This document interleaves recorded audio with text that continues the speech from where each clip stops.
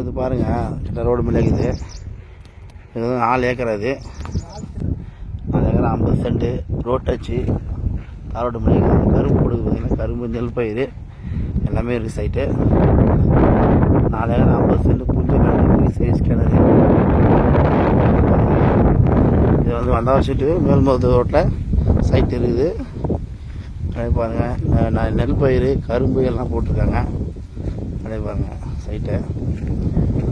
Road touch பார்த்திங்கன்னா ஒரு 3 அடி வரும் ரோட் டச்சு. இந்த கரும்பு, தென்னை மரம், அந்த தென்னை மரம், வாழை மரம், நெல் பயிர் அறுவடை பண்ணிக்கிற துண்டு எல்லாமே இருக்கும்.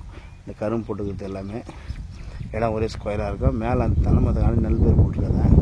ஃப்ரீ சர்வீஸ் கிணறு, ஊஞ்சல் லேண்டு.